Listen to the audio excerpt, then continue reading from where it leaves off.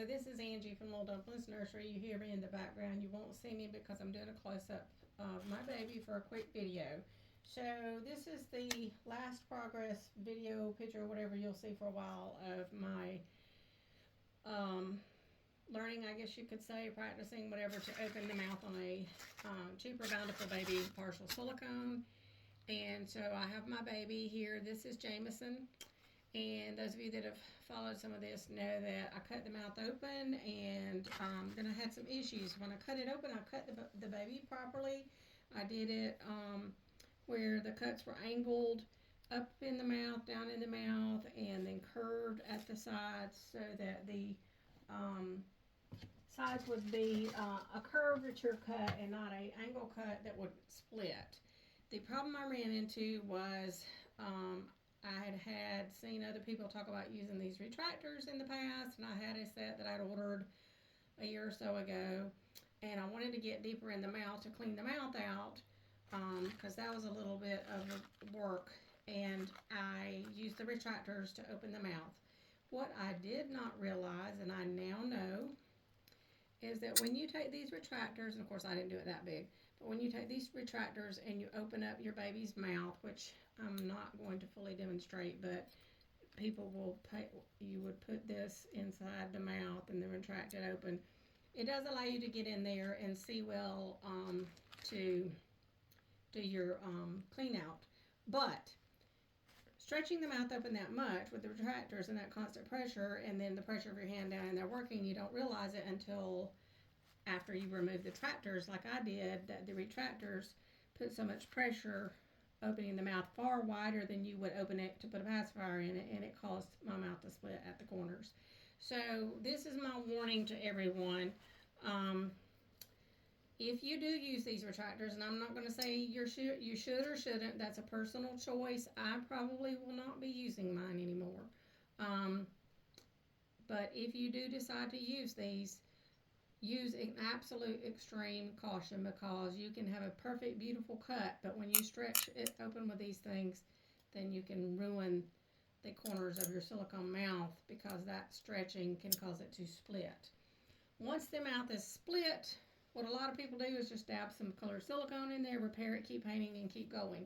The concern with that is that silicone, when compromised in any way, whether it be to cut open a mouth that was not originally sculpted open, or whether you're inserting armatures, or you're putting in a drinking wet system, or you're doing anything where you're cutting, stretching, pulling into the silicone, you are compromising the structural integrity of the silicone. So that can weaken it some.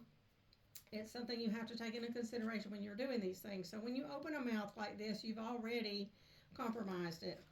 When you split it and then repair it, you've compromised it even more.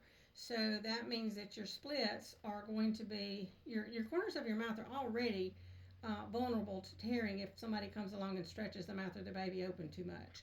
If you have to repair them before you send the baby out and paint it, then once it's repaired, it's even more compromised.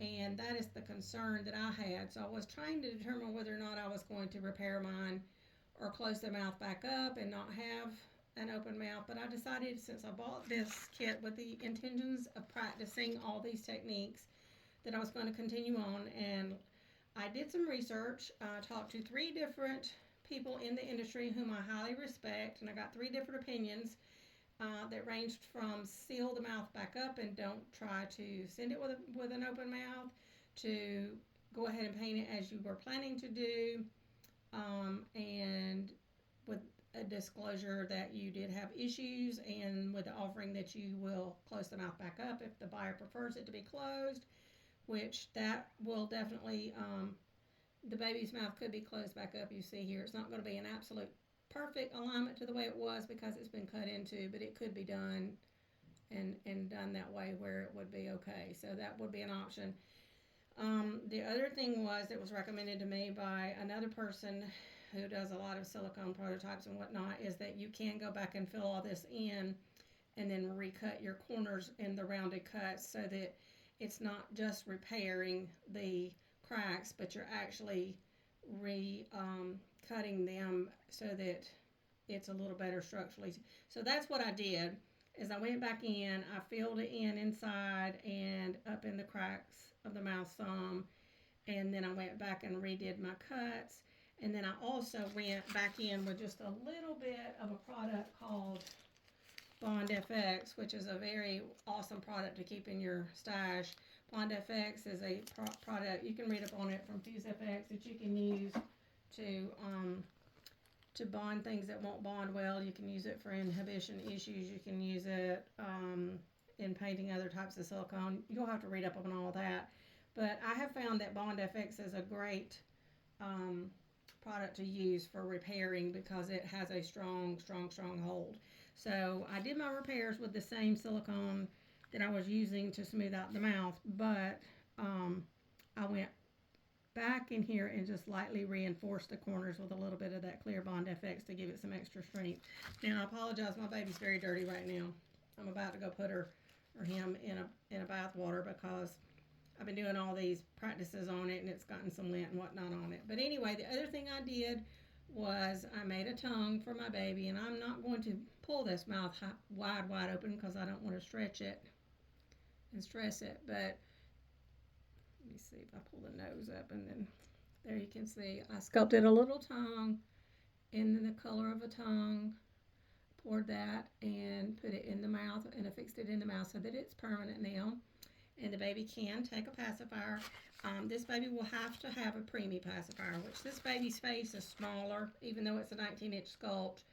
It's a 13.25-inch head. It's a smaller newborn head size. So those bigger silicone pacifiers look ridiculous on the face anyway. So this one, and the way I recommend is pull the lip down and pull that one up and kind of pull it apart that way. And then I'm trying to do this one-handed. And there you go. So there, this baby can take that silicone Jolly Pop pacifier, which is the perfect size for this baby's mouth, and it looks plenty big enough for the face. So this baby will go home with this pacifier. And I have ordered some preemie no-hole nipples so that I can send home a bottle with it that is the preemie size nipple that will fit the mouth too, because I just do not recommend someone stretch this mouth open enough to put a regular size bottle or nipple in it. So that's the way my baby turned out. I'm happy overall with the way things turned out. It's been a learning process. I will be painting this baby and completing it and offering it up to sale. And it will be sold with the understanding that it was a practice baby and it's had some repair done to the mouth, so it will be priced accordingly. But thank you so much. I hope you all have enjoyed and learned along with me, and y'all have a fabulous rest of your weekend.